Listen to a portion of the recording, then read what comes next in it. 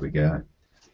Welcome to another G4 Guitar Teacher Hangout. David Hart's my name. I'm live from Japan today, and I've got a bit of a croaky throat, so sorry about that. Hopefully it sounds okay. I'm feeling good, and very excited about today's topic, which is 3 qualities of a top CEO, or the qualities that top CEOs possess. And this has come out of a very in-depth study where they looked at it, across the board. What they did is they didn't just look at the top CEOs; they looked at all the CEOs from I think several thousand companies, and they wanted to know what was the difference between the best CEOs, why they were there, and not just one particular trait, but what are the common traits that these guys seem to share.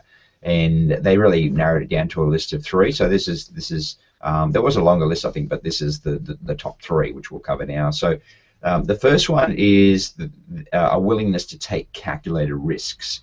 So it's really important to understand the word calculated here, because we often think of think of it like extreme sports. When we think of people who do extreme sports, we often think, wow, how crazy how they are, jumping off the top of buildings with a parachute and hoping that it'll open up. It's not like that. We know that. Everybody knows that. They've spent probably months or even years working out, what height they can jump from, at what point, exact second they've got to under the parachute. They've tested all types of parachutes. There's a whole bunch of things that go into it, because they don't want to die. That's not their intention. Their intention is very much to live. So it's the same in business. When we go into business, we don't want to die. In business, we want to make sure that what we do works. So one of the things is that but there's always a risk there. So you can't do things in business without some risk. And there are people. I remember years ago in Australia, and there's lots of stories I can give you, but just one that have come to mind is an Australian singer, a guy named John Farnham, who he was actually internationally did well. He's one of the few Australian singers who's actually managed to break internationally, and he did it with a song called The Voice. But when he actually had a bit of a successful career when he was young, in his teens and early 20s, but he got kind of typecast as a bit of a nice boy, a mama's boy, not cool, not rock. He just wasn't that kind of guy that people would relate to. So he kind of, he was actually at one point, and this was, I think, in his 20s or even early 30s, he was working in a hotel, just in, and it was quite, at that time for us, we said, this guy's an amazing singer, and here he is working in a hotel to make a living. And so what ended up happening is that he got together with quite a well-known manager in Australia, and they both, I think, both of them put their houses up for basically on the line to make this record, and that's how much they believed in what they were doing. So even though, and that record ended up becoming huge, and it made him a fortune, and he was able to really, be the #1 in Australia for a long, long time. And even now, I think he's still doing tours, and he's probably close to 70 by now, 60s or 70s. But the risk that they took was, like I said, very calculated. So they looked at everything. They looked at all the possibilities of it flopping, and we know in music it's very high risk. If the average person who's unknown goes out and makes a record and spends, I think they spent a lot of money at the time. Probably in today's money, it would have been close to probably $1 million that they spent. It was less, but it was probably in today's money. But they took that risk, and it paid off. But I don't think that it would have paid off for somebody who didn't have already the kind of established experience that him and his manager had, and it was the combination of them, the two of them, knowing that they could do everything from make an album, come up with the songs, do the tours that are required, sell it to the right people, have the contacts within the record companies. So there's a whole bunch of things there, and when you look at it in hindsight, you think, it wasn't a big risk. But when you go back and say, hey, do you want to put your house, the only thing you own, up for grabs on a record? And it would have seemed quite risky to the average person. So there is a risk, but like I said, it's a calculated risk. So number 2 is a bias towards action. So a big difference with people, and I found this amongst G4 teachers even, a big difference between those who succeed and don't succeed, or have a higher level of success, are those who take action. So they don't ponder for long. In other words, we talked about the calculated risk, but there's also this thing about, well, I'm just going to try things. I'm just going to do things and see what happens. So if we go back to the extreme sport, jumping off the building, if you do that, you're going to die, obviously. But what they might be doing is taking small actions, such as testing certain kinds of parachutes, doing other kind of tests, like throwing a dummy off a building with a parachute, just different things to get the ball rolling on what it is they're trying to achieve. And I think that's one of the areas that I see a lot of people get kind of, you know, what they call analysis paralysis, as they spend too much time analyzing everything and not taking any action to move forward towards the goals. So think about it in terms of, if you want to be in that sort of top, you know, kind of CEOs, if you like, and you're the CEO of your own company, if you want to be among those CEOs, make sure you take action every day. Do something. It doesn't matter what it is. Take action to move forward towards your goal, and try and take, you know, obviously things that aren't going to crash your business. Don't go and put your house into a Facebook campaign without testing it, but go and start a small Facebook campaign. You know, go out and talk to some people. Go and talk to some other businesses about what they do and what's working. Look at other, you know, as a guitar teacher, look at other guitar methods. Look at how you can create some more value for your students. Whatever it is, just take action. Make every day about action, and look back on every day. And I do this. I keep a diary, and what I do is I write. Most days, not every day, but most days I'll write and say, well, what did I do today? And I highlight the actions that I took. These are the things that I did today. And it actually gets you doing more, because you start thinking about, well, I'm going to write in my diary tonight. I need some things to put in there. So yeah. So number 3 is the ability to efficiently read people. And this is something that I think is a difficult one for many. And it's one, again, that I see. And I would put this as number 1, is the ability to read people. In business, when you're dealing with people, we often become personal about things. So, and I've seen it many times, where someone will say something and the business owner or whatever is offended by it. So rather than thinking, well, hang on, what am I trying to get out of this? What's the transaction that I want? What's the end result? Is it to have an argument with this person and win the argument? And for them, if you win the argument, you're not necessarily going to win the sale. What is it that you're after? You're after the sale, or are you after to win the argument? Or more importantly, are you trying to influence this person in a certain way? Is there certain actions you want them to take? Or are you simply, you know, are you emotional and wanting, again, to come back to the argument, to win the argument? Do you want to be right, or do you want to be successful? And that's you know, a standard quote. So what we can do in terms of guitar teaching to sort of have a look at this is to think about, and I'm going to bring up a scenario which happened. This is a while back, but again, it's just one that's come to mind. There was a teacher who was having trouble with a particular parent of a student, and the parent was very difficult and even a little bit, you know, maybe rude and disagreeable. And the teacher said to me that, I find this particular parent very difficult to deal with. You know, she said that I said this, and I said, no, I didn't say that, and then she said, yes, you did. And so there was this kind of back and forth.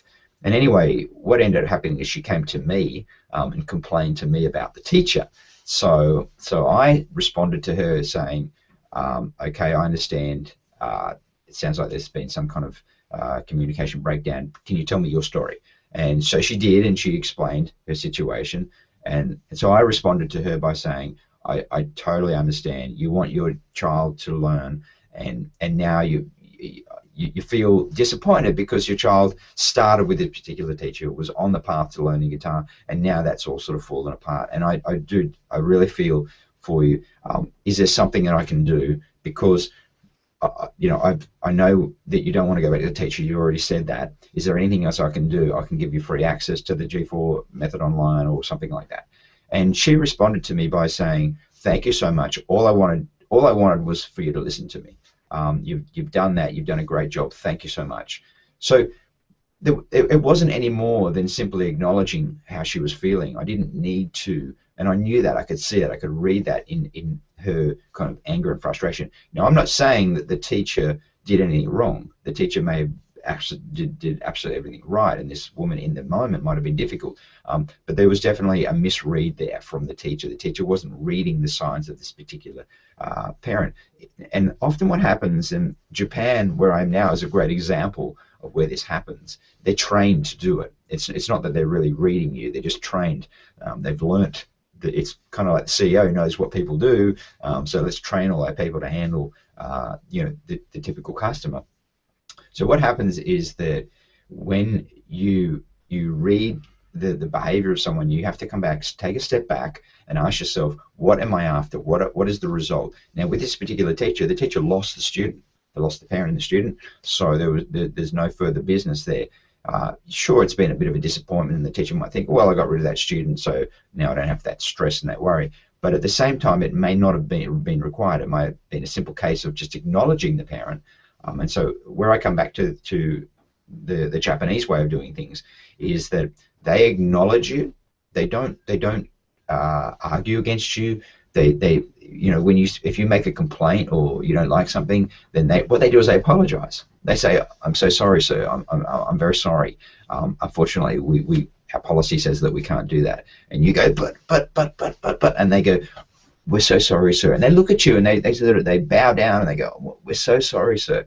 We really, we'd love to be able to do it, but we can't. Unfortunately, it's our policy. But, and it doesn't matter how many times you do it, they just keep saying, sorry, sir. So they don't fight with you. They don't argue with you. They just simply say sorry.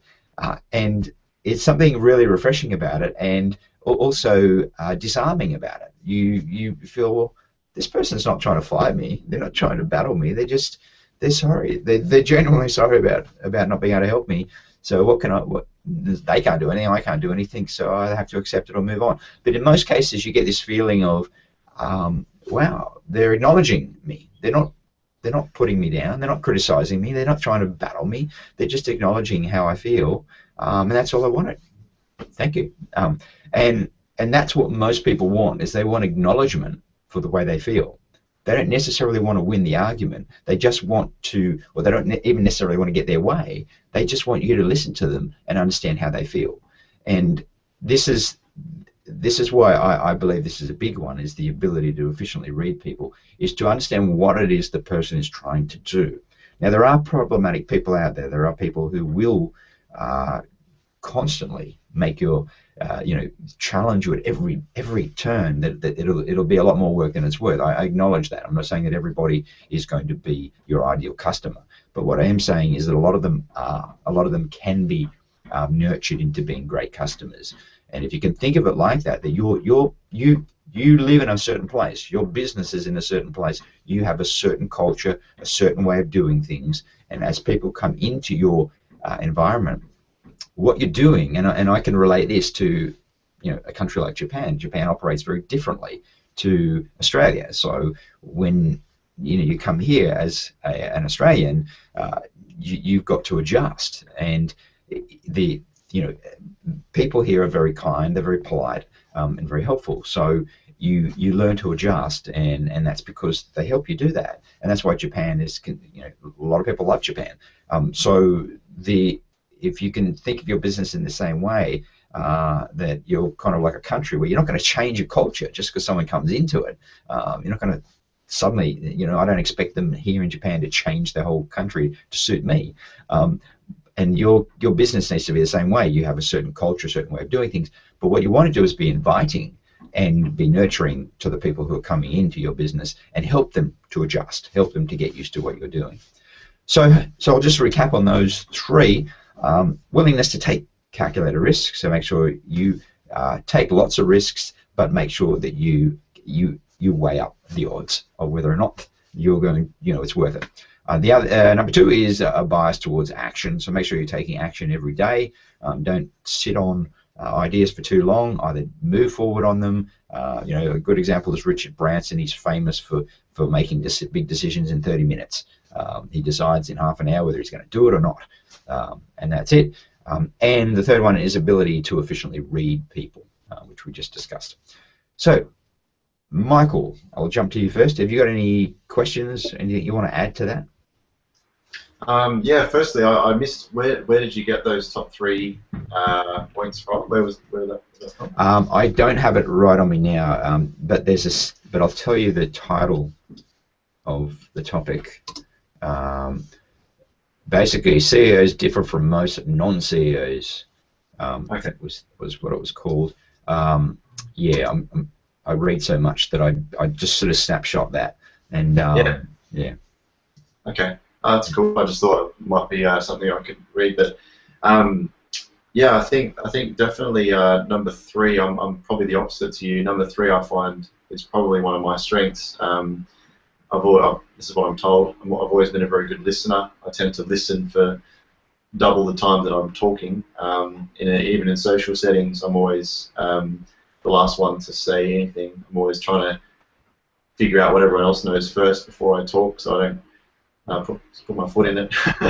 But definitely my weakness would be the action.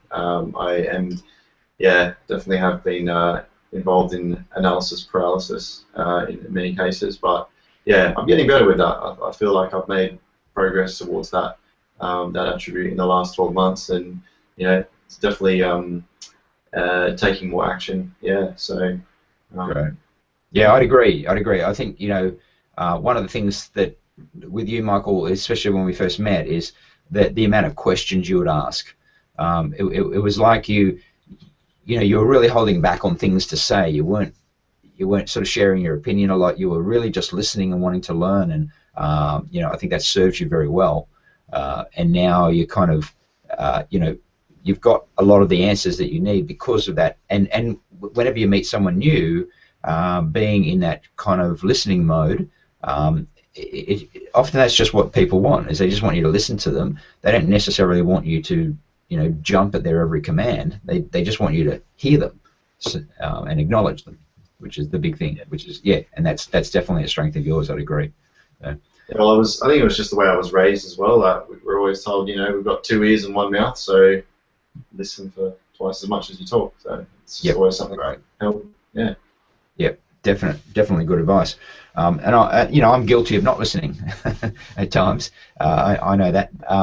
But I also, you know, have, you know, I guess in many ways, I think what helped me was the fact that I didn't like getting it wrong. So I think I found that when a customer or a student or something would leave or whatever, that would really torment me. I would go home. I couldn't sleep. Why did I lose that student? What did I do? What did I say? And I think it was through pursuing wanting to know the answers all the time that I learnt from, you know, the best in the business, or you know, of you know, business and selling, that the key to successful negotiations of any kind is listening. And that was something that I worked on. And I can't say that it was me naturally. I definitely worked on it. So, but I'm different in the action. You know, I've always been an action taker. I probably too much so sometimes, but yeah. Fernando, where do you stand on all this? What's your... Hello. Yeah, I reckon I'm good at taking calculated risks. Yep. Obviously, starting with G4 was one of those. As you know, I sort of transitioned into it. And that was probably a good way to do it. Taking action, it hasn't been my strength, but I think, a bit like Michael, I'm getting better at it. And it's something that I'm always working on. There's things that I think I should take action quicker, or be more into it straight away rather than late. In terms of reading people, that was, when you said it, actually, that was one that I didn't see coming, to be honest. The other two I've sort of heard before, but I didn't see that one. And it's really interesting. I was thinking of myself. I reckon I would say 50% on that one. I'm actually not sure. I think I am good at reading people's what they what they want, but I'm not sure how good I am at that. So one takeaway for me is probably go back and be more mindful of that on my daily things, on what I do every day. See how good I am at that. So, and that's probably a question I had. What's something you reckon one can do to get better at that? I think, I go back to when I learnt, I think that one of the reasons I was good at reading people was that, and we can often go back to our childhood to look at some of our strengths, but my brother and I are the best of friends today, right? So I'll put that straight up. We are very, very close, and we always, we're almost like twins in a sense that we get on really well. But as kids, he's a year and a half older than me. My parents sort of separated when we were quite young. My brother didn't deal with it too well. He was very angry all the time, and but he was also very tormented. So he was constantly, and my brother was the kind of guy that, how there was that kid in the area that everyone's scared of. That was my brother. He was the kid that no one wanted to fight because he just had a fierce temper. And he was a rugby league player as well, and he captained St George and all that through the junior grades, and he's not a big guy. He's just very fiery, especially when we were kids. So basically, I was always trying to read him. I was like, where am I standing? Am I going to get bashed today, or what's going to happen today? And so I think I became kind of hyper, sensitive to his behavior, and that was kind of the first thing.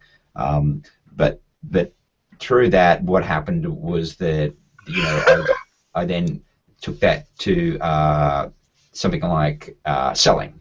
So I started once I got into retail selling. I found that what I was doing was reading people to try and understand what they wanted, and this kind of hypersensitivity that I had already installed was working for me in selling. So I was able to read people very quickly and able to sort of understand. So to just come back to your question, how can you develop that? And that may be a question I'm not sure that I can answer, but I'll do my best, just because it's something that was already there. But I think one of the things that drives people to become more aware and more sensitive of what other people are doing is they look for patterns. There's this kind of pattern recognition. So your ability to read patterns in people, to see that these particular behaviors lead to this particular behavior, so it goes in a particular direction. And when you see certain patterns, and then you learn how to redirect that pattern. So if people, and one of the areas, of course, and that's what I'm talking about with when I was a kid, is that one of the areas is obviously when it's painful, when you know that it's going to result in a punch in the head. You start to think about, well, how can I divert this so I don't end up being in this situation. So what you do is you start to look for, you become good at the strategies that divert people. So where I was talking about there, I've used this in many examples. So let's just take the practice log, for instance. The practice log is a very easy way to see if a student their behavior towards the practice log tells you a lot about who they are and what you're up against. It's not the practice log necessarily itself, it's the way that they respond to the practice log. So if they're agreeable and happily fill it in and turn up each week, you're probably going to have a pretty good run with that student. You're probably not going to get too many problems. But if that student doesn't really want to fill it in, or they come up with excuses, or they're just not filling it in each day, then you know straight away that this is a student that you're going to have problems with, and you're probably going to end up losing unless you fix it early. So that's just one thing. But there are other things, such as the way people respond to certain statements, or respond to the the terms and conditions, your policies, whether they pay on time, all these things. And as you learn to see these early signs, then you can stop them early. You can divert them, move them into a different direction. So where they talk about the ability to read people, a CEO, well, let's put it this way: if you know what to say and what to do in certain situations, if you're probably very good at reading your wife. Hopefully you are. When she's had a bad day, it's probably not the time to pressure her with some problem that you have. Today it's about her. Today, I'm not going to share my horrible day. I'll just let her have some space and be there for her. So by doing that, your relationship goes better. And most people don't realize is that when they're in relationships of any kind, whether it's student or partner or whoever, that you always have a lot more control than you realize. That what we do is we tend to get selfish. We tend to want everything to go our way. We're not willing to. We still get our way. In fact, we'll get our way a lot more if we learn to flow with it and we learn to sort of say, well, okay, what's going on here? So let me ask you this, Fernando, with your kids, okay? Can you see certain things, patterns with your kids? When they're about to have a tantrum or whatever. Can you tell? Absolutely. Absolutely. Good. All right. So adults are no different. Right? You'll see the signs coming. Like I'll use Michael Essery as an example. I'll pick on Michael. Michael, when he started with G4, he was amazing, constantly asking questions, constantly involved in everything and just going great guns. Then he went quiet. I didn't hear much from him. I knew something was wrong because that behavior, he shifted behavior. He went from being active all the time to being quiet. And I would email him every now and again, but I didn't push it. I just let him go through it. But he had some things going on in his own life that he had to deal with, so he dealt with them. But that was, I understood that, but I sort of made sure I kept some contact with him and made sure things were going okay. And then once things were right for him again, we all go through it. We all go through those things. Every single one of us. Nobody here is free of ups and downs in life. But it's how you deal with it and how you come through it, which is another topic. But I was able to see the pattern there, whereas I could have just ignored it. I could have just thought, nah, or not even been aware of it. By being aware of it and looking for the signs, then I can start to see what's coming. And with you guys, whether you realize it or not, I'm constantly thinking about, okay, how's I'll write an email, for instance, or I'll write a comment in Facebook, and then I'll reread it maybe 2 times and say, well, how's this person going to take this comment? I'll try and sit in their shoes for a minute. How are they going to feel about it? Are they going to be offended? And the odd time here and there, and I'm as guilty as anyone else, when I offend someone or say the wrong thing, it's not necessarily intentional. It's just that I haven't taken the time to reread what I wrote, and I haven't put myself in their shoes for a minute to feel how they feel. Does that make sense, Fernando? Sure. Yeah. Yeah, absolutely. All right. It does. Yeah. It's all about patterns. Seeing patterns, recognizing patterns, and empathy, putting yourself in their shoes just to see how they feel. See how you would feel if that comment came to you. I think, Michael, you had an email recently, correct? That we talked about? Do you remember that you sent me an email you were going to send to a parent? Oh, the parent, yeah. What did I say to you about that email? So that was, basically, again, coming at it from the perspective of the parent, and thanking them for their support, and then say, can we sort of improve it this way? Whereas my approach was kind of like, you need to do this, like these are our policies and you have to stick to them. Whereas, your approach was obviously still firm, but it was coming from the perspective of helping their child, and it was more about them than me, which was really good. So, but I think like to also sort of answer Fernando's question about how can you learn how to read people. You're pretty much in the best position possible now because you getting all of these students coming through. So you're going to start to build a database in your mind of, okay, this 13-year-old responded this way, and so the next 13-year-old you have responds a certain way, or they might be similar. Yeah, just through the sheer numbers of people that you bring through, you're gonna start to see those patterns. I definitely think that that's been one of the blessings for me, is that having been around for quite a time doing this, is that I can sort of see a lot of patterns now with people. Yeah. Yeah. There's actually a funny example. It's a kind of a romantic comedy, a chick flick, if you like, but it's something that I watched my wife not long ago, which just sort of came to mind in this whole process. And basically what it was there was this girl who was kept getting, ended up with these guys who just took her out on one-night stands and used her and dumped her, and she was falling in love with these guys, and she was kind of girl that was kind of stalking them and trying to chase them and all this. And anyway, there was this guy, and she's sort of speaking to him at the bar, and he just said, no. He said, he will never call you. And he was telling her, why? And he's going, it's obvious, blah, blah.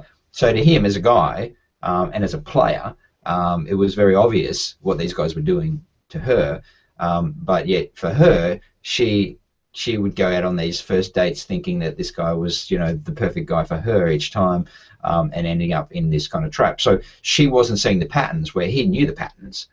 So the difference between the two was chalk and cheese. And so what she started doing was calling him and asking him for advice. Well, I just met this guy and he did this and did that. What should I do? So he knew the answers because he knew the game and the patterns, where she didn't know the game. But she was learning it from him. So the message there is that, Fernando, you can learn the game through other people, and a great place to learn the game is within G4 Network. So if you have a scenario or a question, and as with Michael, he sent me the email, and to kind of break it down a little bit more, basically the way that Michael's email was, it was great. Like he said what he needed to say, and he was taking action, and he really wanted to help the student. And it's quite possible that the parent would have been okay with his email and would have said, well, okay, thank you for letting me know. Perhaps I'm not doing enough. But the way that his email was you're not doing enough of this kind of thing. So it's kind of like, well, you're not helping enough. I need you more there to help your child. Whereas what I did is I changed the email to where it was kind of not saying that you weren't doing enough, but just asking, can you do more? So there's a difference between saying to someone you're not doing enough, and compared to can you do more. So you think about it with your kids. If you say to your kids, you're not cleaning your room often enough, so in other words, you're not doing enough, you're a bad kid. Whereas if you twist that and say, is there any chance you could clean your room twice a week instead of just once a month, or not even instead of, is there any chance you could you could do your clean your room twice a week? Would you be able to do that for me, and then I'll do something special for you on the weekend? How's that?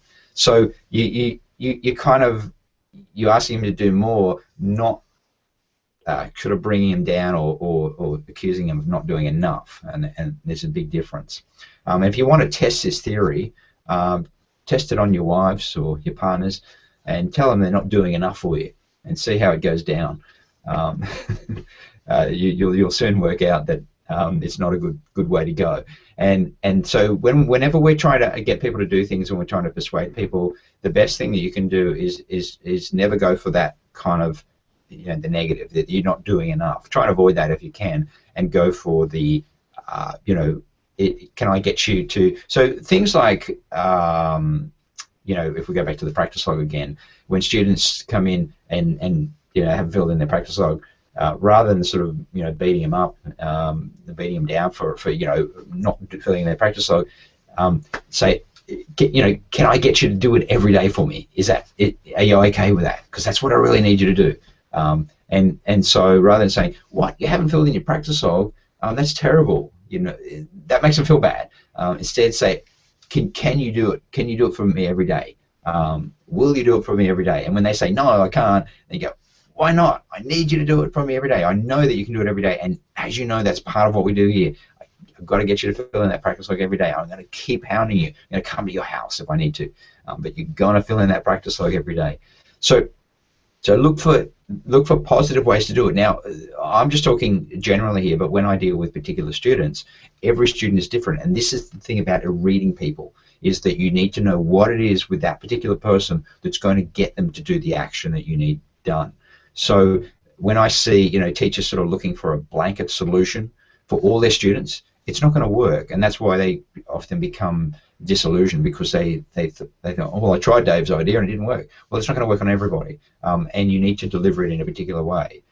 Every student, you need to try to read the patterns, read the signs, know where they're at.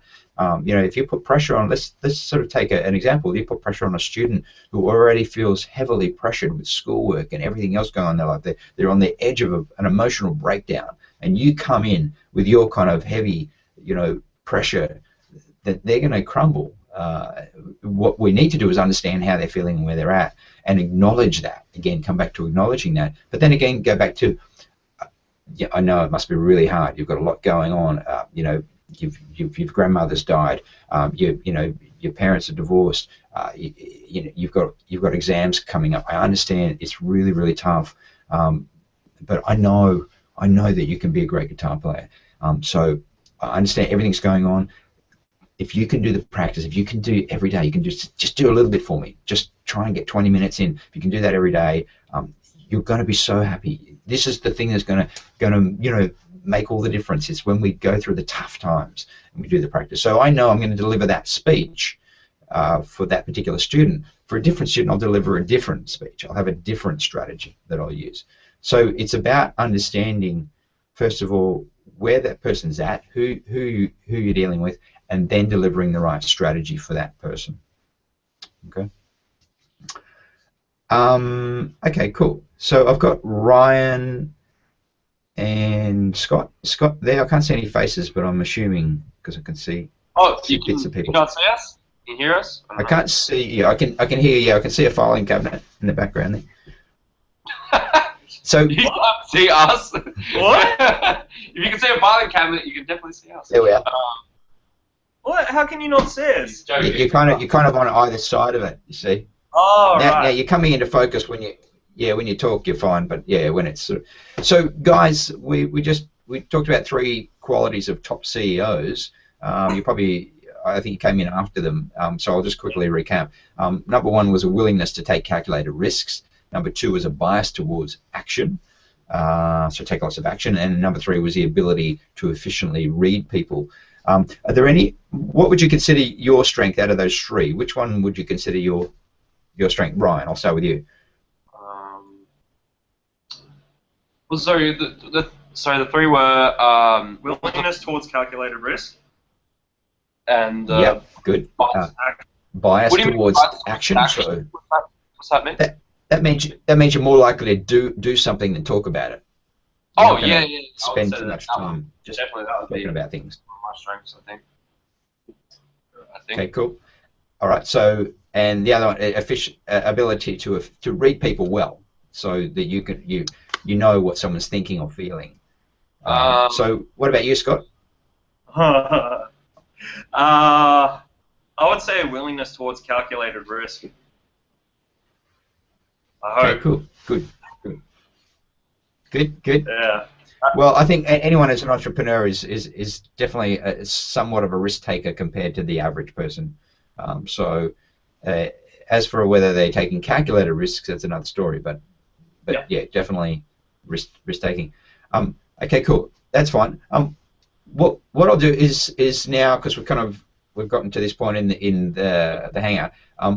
I'll just open it up to questions. So do Scott or Ryan, do either of you guys have a question? I know that you've emailed me a few times, so if you want to raise any of those topics, please. Oh, man. Shit, I've forgotten them all now. Yeah. Okay. I needed more time. Do you want me to go? Yeah, go for it. So yeah, these are things that Scott was kind of asking me about. When it comes to the lesson policy, stuff like that. Yeah. What was the question that you were asking me? Oh, yeah. My thing is, like, I'll be going away, like, in particular, I'm going away for the students. Basically, I feel like maybe I'm completely wrong with this. When the students miss a lesson, I understand that the missed lesson policy means that they don't necessarily, they don't get a make-up lesson unless, I don't know, maybe it's a long-time student given a lot of notice, like rare exceptions, basically. But if the teacher is away, how do you approach that? Because Ryan's told me one way, and I know the way that my old school used to do it. And I was just wondering, like, what the best approach is. What Ryan said was approach it like a student. Don't, like, in our particular situation, the main day that I'll be gone away for, there will be a couple of overlaps with what Ryan would be doing, but it wouldn't take a lot of effort to shuffle those students so he could do them all. But what Ryan thinks should happen is we should just get someone else in to cover those other students so they don't really notice anything. Yep. Just so you know, Daniel Holmes, who was the G4 Strathfield teacher, he sold his school, and he's available to do fill-ins. So if you need someone, he's great. Yeah, he was one of the early guys with me, and yeah, he's brilliant. So yeah, if you need someone to do that, look, the best thing you can do is just to sort of answer a few questions in that is, first of all, consistency is huge. So not disrupting your students as much as possible is obviously the best thing. If you can't be there for whatever reason, the best thing to do, next best thing, is to bring in a teacher to cover that shift. So don't change your students' times or anything like that. Just have a different teacher in there. Now, as far as the policy of you know, so you're asking, cause I just want to clarify, are you saying that if a student misses a lesson, that they should get a make-up? Is that what you're asking? No. The main thing I was getting at was the difference between if a student misses a lesson and then when a teacher's not available. Because I was thinking in our particular circumstance right now, it wouldn't take a huge amount of effort just to shuffle like students maybe 30 minutes or so. If it meant just not having to get another teacher, and maybe Ryan would just have a solid block of students for a little while. Or just what you said, just get another teacher in for those. Get another teacher, even if it costs you money, because the disruption, even moving by half an hour, it's a lot. You know, you've got a lot of students there to change over, and it's not something that will be a sustainable policy. In other words, when you've got 100 students, it gets very difficult to move lots of students. So the way that I always look at it is to sort of ask yourself, what is it that you're trying to achieve, and what's it going to look like long term with any policy? The reason most music schools and the most music teachers, private music teachers especially, fail to make much money, and you know, many of them end up going out of business, is simply because their policies the policies don't sustain. They can't run a business based on their policies. So consistency is the key to success in business, and of course you're going to have students who you know, there are going to be situations that are going to come up, and things are going to sometimes, you know, rock the boat, so to speak. But generally what you're trying to do is you want to build a solid, kind of consistent business, and one of those things is your students, because we don't want to disrupt our students' learning. We want, it's hard enough getting them into the routine to then disrupt them. As soon as we disrupt them, then things will change. It'd be the same with me if I came to you guys and said, hey guys, you know, forget G4, we're going to do a whole new method now. You're like, what? I've just built my business on this method. So the idea, I aim for consistency as much as possible. Absolutely. Oh, okay, actually, I have another question. Basically, I know, like, this is really obvious now, but like the G4 books, they're all updated since last year. So now we have all our students with the old ones and a whole lot with the new ones.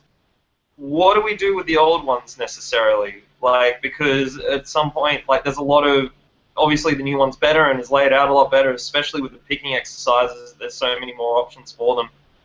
Do we like just introduce those new exercises? Go, hey, well, we got this for you now too. All that kind of stuff. Just replace what it is you need to replace for now. So Yeah, you don't need to replace things that obviously aren't necessary. But yeah, that's pretty well all you need to do. And we really don't want to make any changes now for a while. We put a lot of work in last year on the method.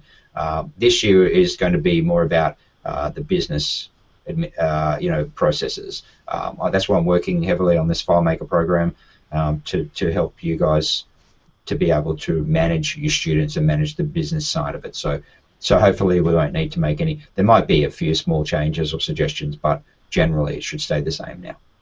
Okay. Cool.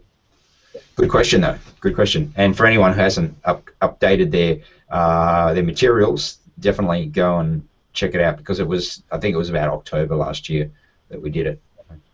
Oh yeah, and the other difference, like things with like arpeggios, because I think in the old book, you had like the 2-octave ones. I think it was the arpeggios and the scales are heaps different now. Yeah. They cover. I think it only goes across 1 octave now instead of 2, and I'm just like. No. That's because originally we just had a small example for the G to G scale, but now we have more stuff. That's for the first and second checklist. Sure. It's also for the junior 1 and senior 2. Yeah. First checklist, so they're both sort of in there at the same time. Are they? But the rest of the material is like the same after that when you start opening up the booklets and things like that. Right. Yeah. We did shift the levels around a bit as well. So we kind of made level 1 easier because we originally had like 3 senior levels, and then we spread it to 5 senior levels. And so what we've kind of done is spread the same kind of material. In other words, level 3, senior level 3 is now really senior level 5. But what we did is just kind of spread it out, made level 1. We split it into sort of 2 levels now. So level 1 is really level 1 and level 2. So which makes senior 1 easier. Sure.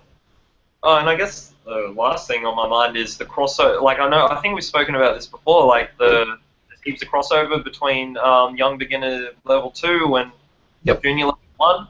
Yep, that's on purpose, and the idea is that what we want to do is keep juniors sort of going through those junior levels at their age, but then when they graduate to become 13 years of age, so to speak, then we can say, hey, you're already on senior level 3, so that they're not starting on senior level 1. The idea is not to start on junior level 1 and finish and then go to senior level 1. The idea is that they overlap. And it's really it's more about age than anything. So. Okay. All right. Yeah. So because when we've got 7-year-olds learning, we don't put them on a senior level. But when you've got a 13-year-old starting out, they start on senior level 1, and we can't make senior level 1 hard because then a 13-year-old beginner wouldn't be able to do it. Sure. Okay. I think I've one more question, if that's okay. Yeah, for sure. If I can remember what I was going to say. I think the question was, we've had 1 or 2 situations the last couple of weeks where students or parents have called up saying on the day, hi, sorry, we can't make it, this, that, the other's got in the way, is it possible we could reschedule for such and such a day? And as such, my response has been just a flat no. But I said the wrong thing. I know the situation you're talking about. Yeah. I said the wrong thing just because I was taken by surprise. Yeah. Basically, they're like, "Oh, we can't make it. Can we do a makeup lesson Friday?" I was just I don't know why my brain just like sort of farted. And I was like, "Oh, I'll just check with Ryan," and sort of left it at that. And like the makeup lesson didn't go ahead. But I felt like I really stuffed up that situation there, just because I haven't had enough practice of sort of like putting my foot down and saying no. And it's just. I don't know, they have been a pretty loyal student, but they're also really, they've been really good with us, but this particular mother, it's not her fault, she's just really busy, but, she finds it really hard to make those times, and, she's sort of, we constantly go, is this the right time for you, is this the right time? She's like, yeah. But then, it's probably, once a month where she's, either late or just can't do it. So, I don't know. Look, Scott, you're learning all the time, so yeah, that's cool. I the fact that I think this kind of comes back to the bias towards action. You took action, which is great. You sometimes you're going to get it wrong, but that's okay. That's just the learning process, and I think that's a trait. When we talk about these 3 qualities of top CEOs, a trait is that bias towards action. I've done things. I've thought, I shouldn't have done that. That was the wrong thing to do. I've done that many, many times. But what I do is then I learn, and I sort of say, okay, well, how will I do it next time? And you can even go back to that parent if you want and say, I'm really sorry. Ryan runs the business side of it. I didn't really know that side of it. Sorry, I did say the wrong thing. But look, we're going to give you a makeup anyway this time. But just so you know, in future there won't be any makeups. So sure, that's not setting up the wrong idea. Maybe in this circumstance, like. So just because you sure that's not setting up the wrong idea, like sort of them getting away with it, like. If you no, because what you're doing is you've made the mistake. So what you're saying is, yeah, this time it's okay. I'll do a makeup, but just so you know, we can't do it in future. So sure. In other words, in the end, what did we say to them? Oh, we didn't say anything. Oh, you didn't say anything? No, because my phone got disconnected and I completely, we got caught up in other things. But she didn't contact us again about it either, so either she forgot or realized, nothing was going to happen of it. But they're coming in, today is their day, so I can talk to them about it then.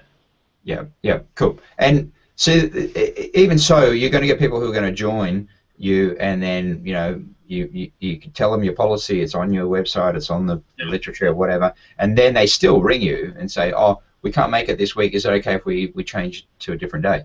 And then in those cases, you don't want to be, you don't want to be totally uncompromising. You don't want to, you just sort of say, obviously you didn't realize that policy, but we don't do makeups. And what I used to do was I would say that and then pause for a second just to see what they say. But what I would, I'd just sort of say, oh, sorry, you probably didn't realize that we have a no makeup policy. And then they might say, oh, okay, fair enough, no problem. Look, we'll see you next week because we can't make this week. So I said, okay, no worries. Thanks for calling anyway. Bye. So I'll leave it at that. But if they go, oh, really? They say, then I would say, yes, our policy is that we don't do a makeup if you can't make your normal lesson time. Look, I understand that you didn't know the policy, so this time I can fit you in on a different day, but just realize that we don't in future you won't be able to book a makeup. So I'm being compromising because I can tell that they're, and that's coming back to that ability to read people. I can tell by their tone that this is a person who doesn't like being, me being totally uncompromising. So I'm compromising a little bit, but just this one time. Right? So. Okay. So that's the bit about educating and nurturing, because in a sense we want to take responsibility as well for our policies. In other words, this person didn't know the policy, or if they're pretending to be dumb, they don't know the policy, then I need to give them the benefit of the doubt that they didn't know the policy.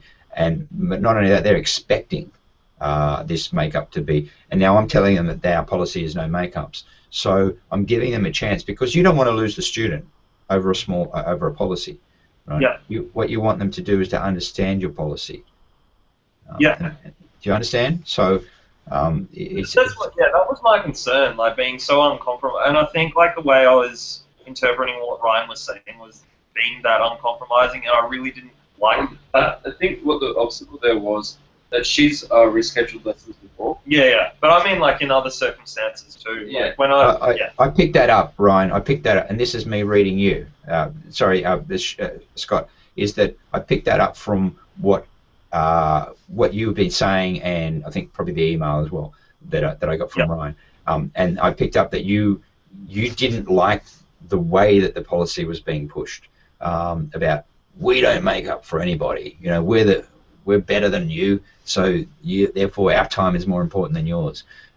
It's kind of like it was coming across as a bit rude or arrogant or whatever.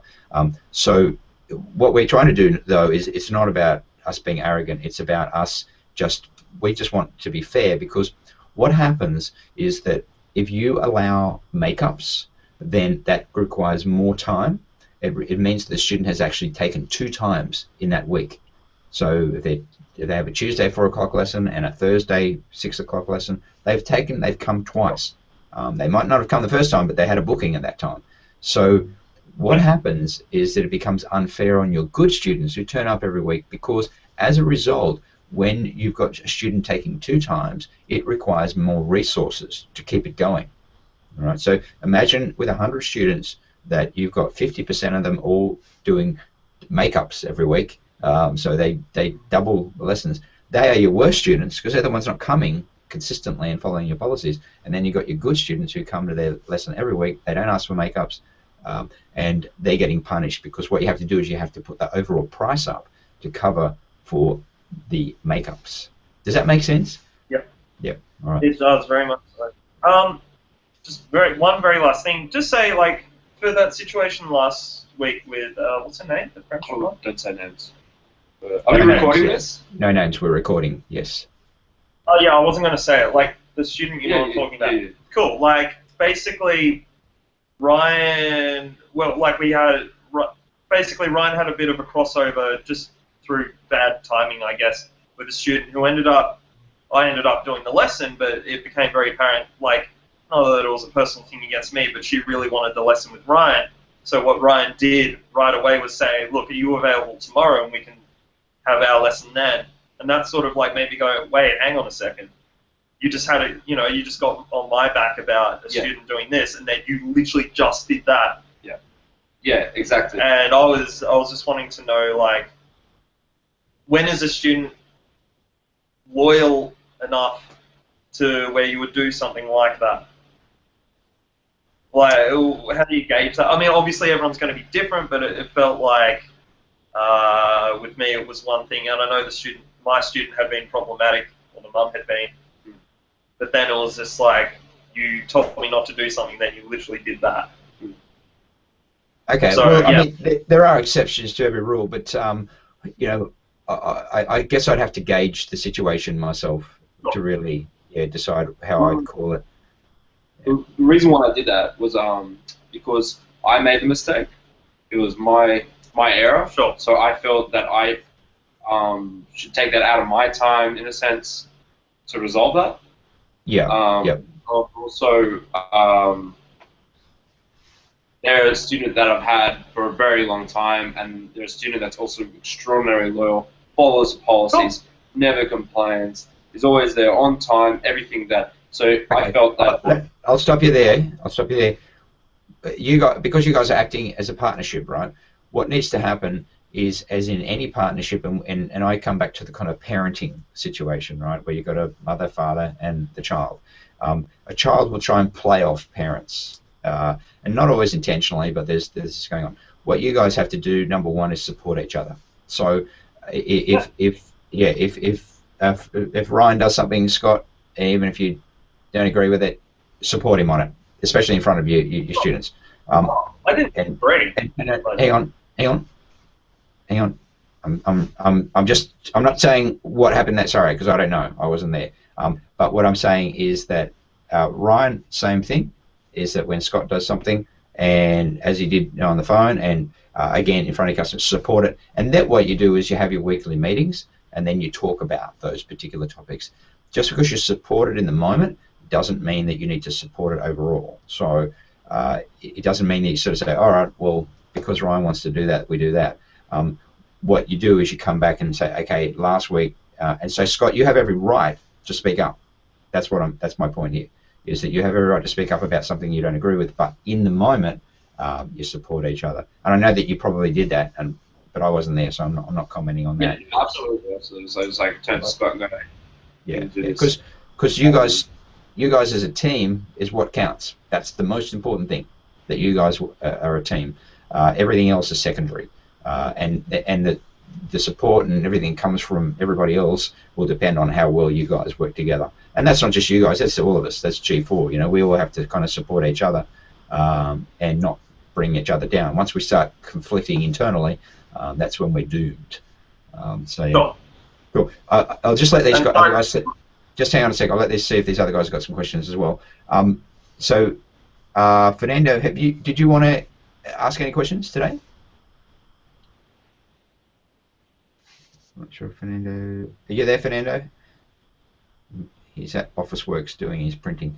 All right, no problem. Ben, did you want to add any comments or ask any questions?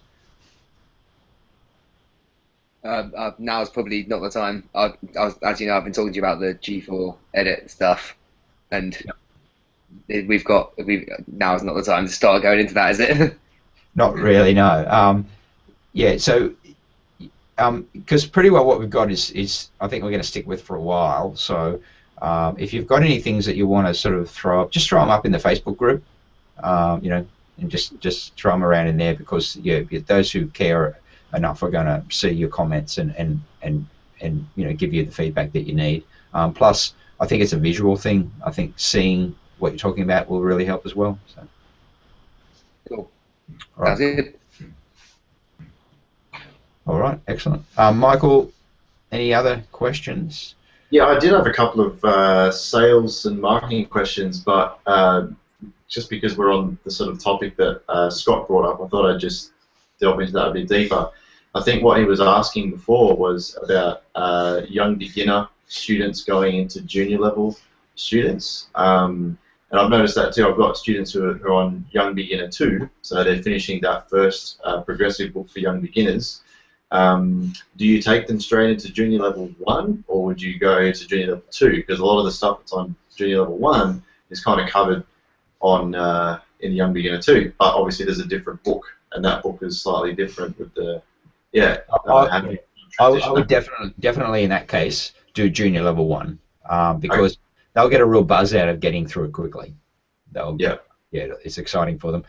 So yeah, no need to skip junior level 1. And at that age, they really enjoy getting the certificates and the whole process. Sure. Yeah.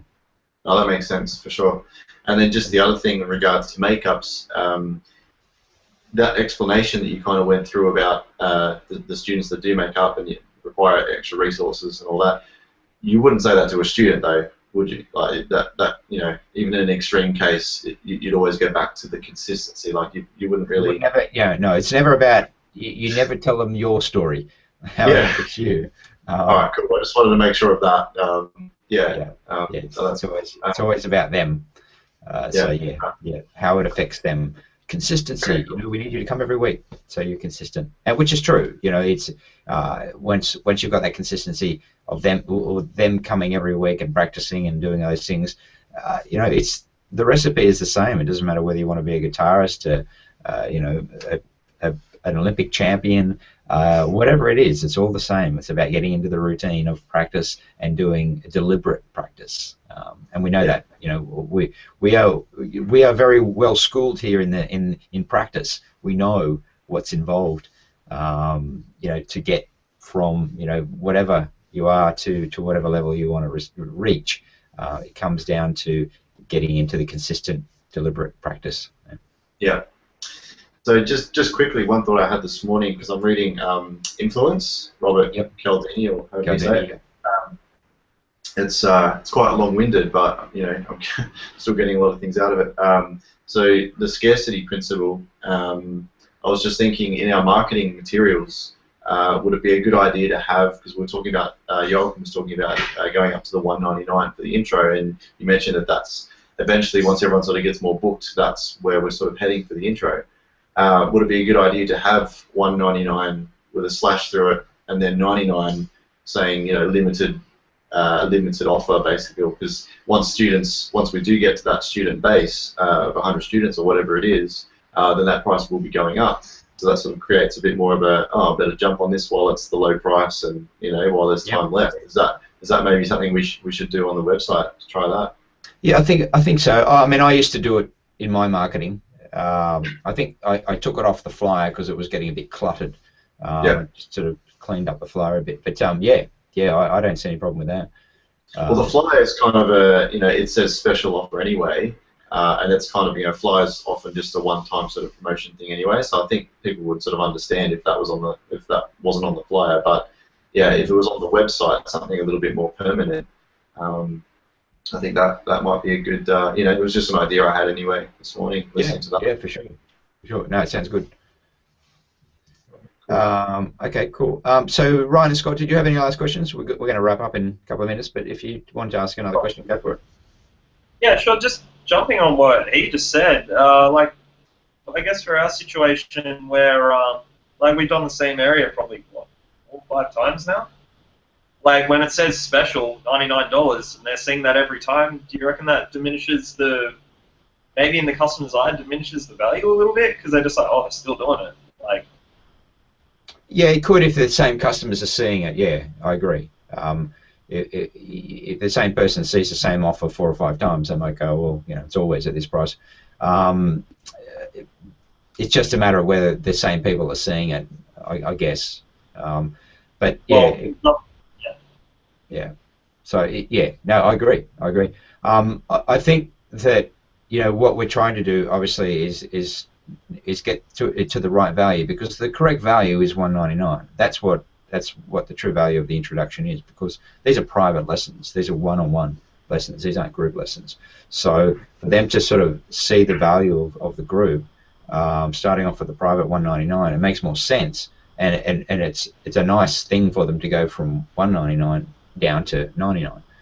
It feels that the contrast there is a good thing to do. And the only reason we kind of really at this $99 price point is because it's a startup. It's a way to get students at a low price and get them in early. Whereas the $199, you're going to get less response. That's a fact. But you know, you will probably attract students who are more likely to stick around as well, that go beyond the intro. So just clarifying, the $99 is basically to get students in until you reach the, what is it, the base level of 100 students? Yeah, I'd say so. You could do it before that if you like. Really, when you get to that point where you feel you're getting enough inquiries coming through that you don't need to keep offering a special offer. Yeah. Cool. Yep. Excellent. Yeah, that's right. Okay, cool. What I'll do is just just give you 2 minutes just to update you on the sub-franchise option, just so you guys know how that works. And I think, you know, I kind of explained it, but just to clarify on that, and why it is something that you want to think about and move towards, is that obviously what I've realized, you know, and I knew it would come to that point, is that I reach capacity. In other words, I only have so much time that I can give to you guys. And so if we double, we get 100 franchisees, the quality of what I can offer you is going to drop. It's just inevitable. So I had to think about, well, how can I do it so that doesn't drop, and how I can also leverage, and that is to bring in this option where you guys are more or less can be in the same position I am, and that is that if you go out and you can find teachers who become G4 guitar teachers, and there are many ways to do that, and build up your businesses at kind of almost like a same like me, well, exactly really, but leveraging off G4. In other words, it's already all there, everything's in place. So you're selling something that already exists. You don't have to go and create it. Then it's going to allow you to then move more into a kind of a passive income. And those of you who do it right and do it well won't have to be in a position where you necessarily have to run a school. You can just sub-franchise schools. But starting by being a teacher, and this is why I didn't do this earlier, and why I think it's really important that you have your own school, is because I think it's important that you go through the process, that you understand it. Because when I work with you guys and I tell you about things, I'm talking about things from experience. And there's a difference between, you know, there are some guys out there, and I won't name any names here, but there are guys out there selling programs on how to start your own guitar schools and how to do things, and they actually haven't done it themselves. And not just, you know, guitar schools, but all sorts of businesses, guys out there selling you how to do something which they've never done themselves. And you know, it's a bit like someone who doesn't play guitar teaching other people how to play guitar. I suppose it's possible. I suppose you can just regurgitate stuff that you've read and learned.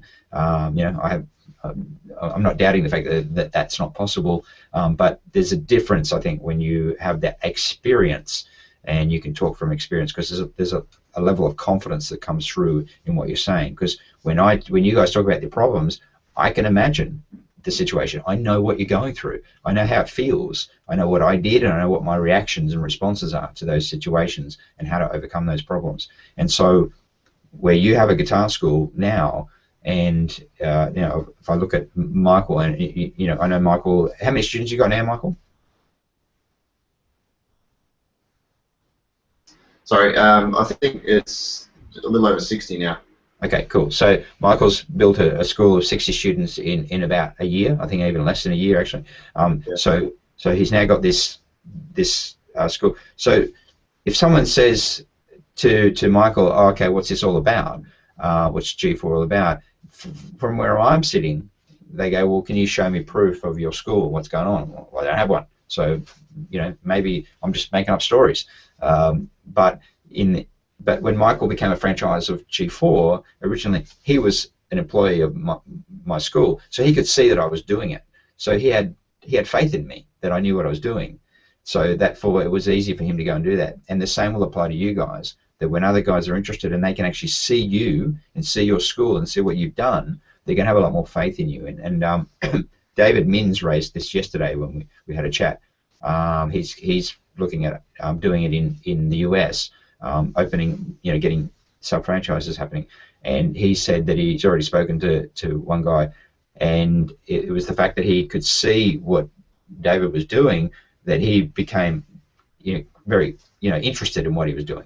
So that's the thing to think about, is that you having your own operation and using it almost like a display showroom of this is how it works. You can see there's a different perspective now. So it's not just your school and you making money from your school, but it's your school being an example that you can then use to bring other people on board. And I'm just talking about in Australia or where you guys are located. I'm talking about worldwide. You can take this anywhere you want.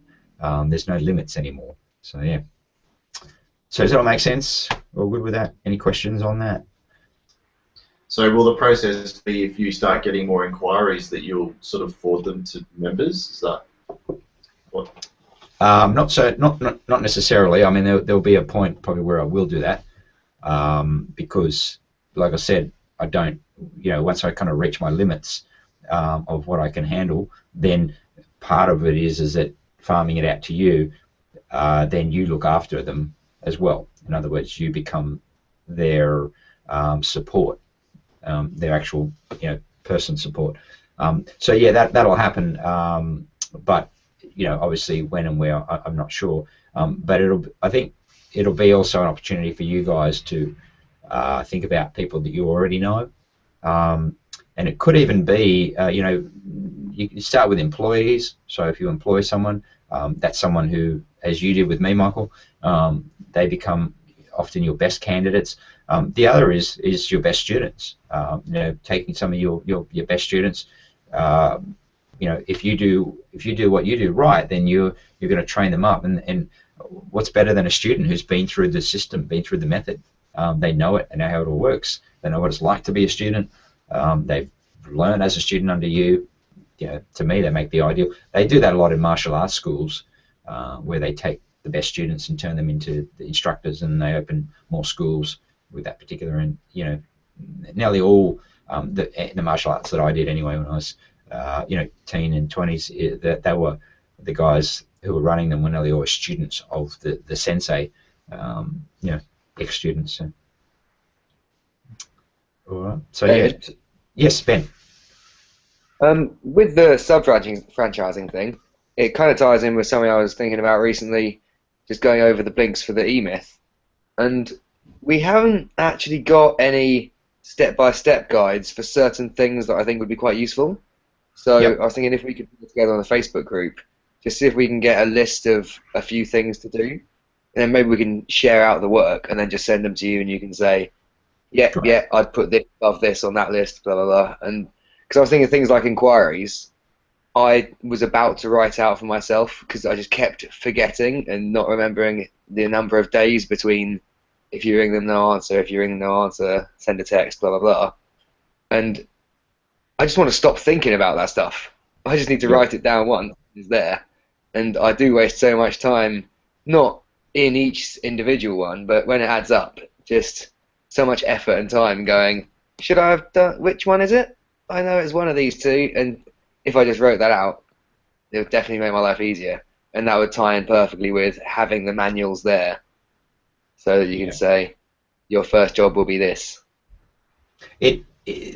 The thing is, this is good because as you guys become, kind of partners, if you like, then it's going to be in your interest to participate in helping to build the systems as well, to improve. Because you imagine even if there was 10 of us, who are very actively doing it, and sometimes what happens is we get these ideas in our head. Oh, well, if I do it and I'm doing all the work and nobody else is doing anything, why am I ending up? But that's kind of the wrong way to think about it. The way to think about it is that here's a system that I know that I want to be able to get more clients, in other words, to get more sub-franchises.